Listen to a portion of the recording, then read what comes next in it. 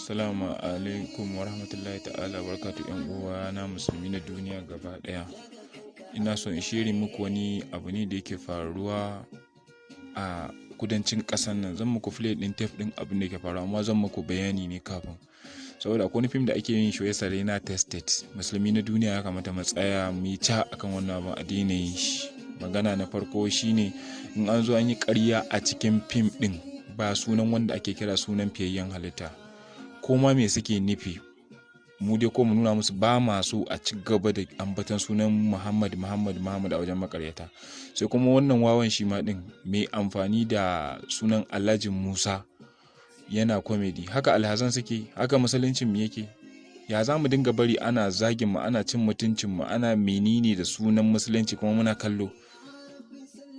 Har ga Allah, duk wanda ya ga sakon nan dan Allah dan Annabi ya sake turawa, in group ne in ma menene mu fito ca mu nuna ba ma so. Saboda film din in kuka zauna ku kalli abin da na play muku, za ku ji shi one by one. Duk wanda ya ƙarya za ku ji kawai ba sunan wanda zai kira su sunan fiyayyen halitta. Wani irin cin mutunci ne ya kai haka? Daga ranar da na fara jin abin nan, ni dai na san cewa a Old Post English babu wani turanci da ya kasance cewa kamar haka. Babu wani abu da za ka yi shi a ce maka wannan shine min din abin da ke nufi. Akwai abin da suke nufi daban. Shine ko mu fito mu faɗa musu suna da sunonin pastor nasu. Shi wancan mai dressing din kayan musuluncin yana da kayan paston shi, yana da menene da sauransu, duka su dinga saka kayan musuluncin su mana. Ya za mu dinga bari ana cin mutuncin musulunci da sauransu? Dan Allah dan kaunan da kuke mama Annabi Muhammad sallallahu alaihi wasallam, duk wanda ya samu wannan sakon ya sake tura mu wani a gaba. Dan girman Allah mu fito ca mu nuna ba ma san wannan abu. Saboda wannan cin mutunci ne.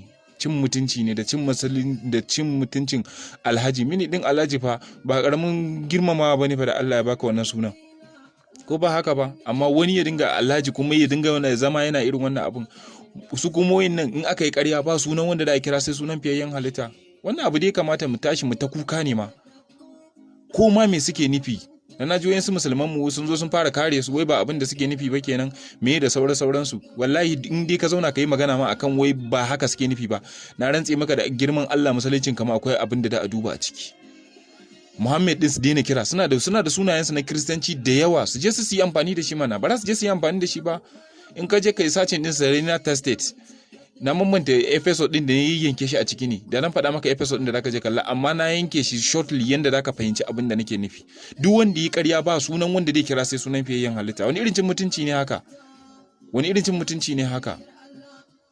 To abin da nake so in faɗa muku, yakin yana zuwa mana kala-kala, yana zuwa mana ta sama, yana zuwa mana ta ƙasa, yana zuwa mana ta kota ina. Shi kuma wannan wawan ka duba fa, wai shi yana ji a masan Alhaji Musa ne, kuma alalin sunan shi Emmanuel menene Inyamuri ne ma.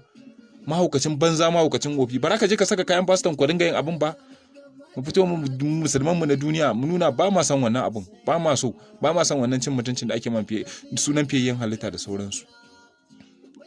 Wai karkace ma wai jiya da naje ina magana ma wani mai ya fito ga wai ba abin da suke nufi ba kenan. Shi wancan shi kuma ya bar abin da ke, wallahi musuluncin shi akwai abin da duba a jiki. Ya da kai amfani da Alhaji Musa ka dinga irin wannan abubuwan. Kai ne a ganka da mace a daki, kai ne ka runguma mace, ka sha giya, ka yi menene? Haka Alhaji Musa yake. Ka zo kuma kun ce Sarena Tested, mutum yayi ƙarya, ka ce ka ambaci sunan fiyayyen halitta a wajen. Me haka?